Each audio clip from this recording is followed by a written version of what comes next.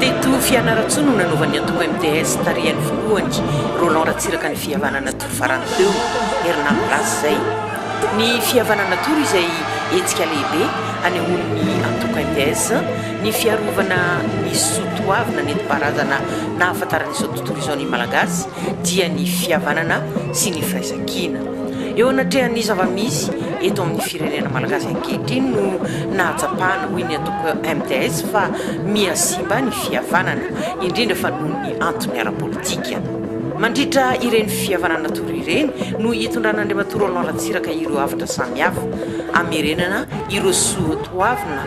nananan'ny malagasy izay miavery ankehitriny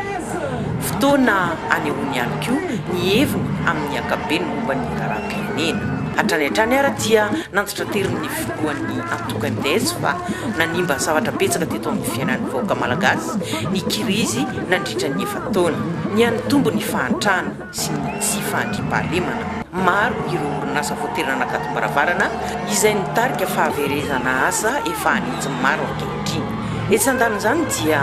ambaran'Andriamanitra Roland Ratsiraka hatrany ihany koa ao anatin'ireny fanazavana ataon'ireny ny fahasomban'ny tontolo iainana ny fianaky ny valala sy ny tondradrano vokatry ny rivotoza mifanesy izay vao maika hanampitrodraka ny tsy fahampitsakafo ka hiteraka fahasahirana ny sitan'olo eto amin'ny faritra maro atao nosy ambaran'ny voalohany MTS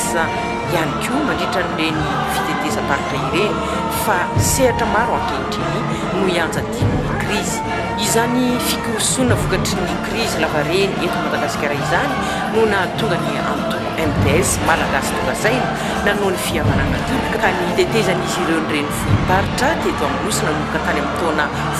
10 ny tanjona napetraka tamin'izany moa dia ny fampandrosoana ny firenena ao anatin'ny fihavanana sy ny firaisan-kina firenena ho an'ny antoko malagasy tongasaina tarihin'Andriamanitra Roland Ratsiraka dia ny fanatotosana ny fifidianana amin'ny faha-evatra amby Jolay io ihany no vahaolana mitokana hialana amin'izao fahasahirana lehibe izao ka hamerina indray ny fahandriam-pahalemana ahafahana mametraka fampandrosoana maharitra teto Fianarantsoa dia noresahan'ny filohan'ny antoko MTS Roland Ratsiraka manokana ny heviny amin'ny tokony tsy andaniny ireo lehiben'ny antoko-pinoana membre ny FFKM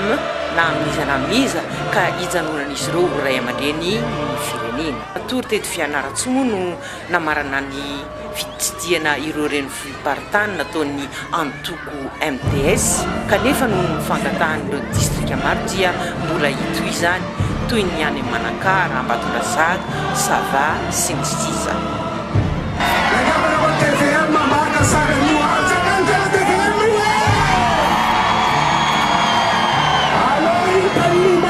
Vazazi amaty volany fiainatsika eto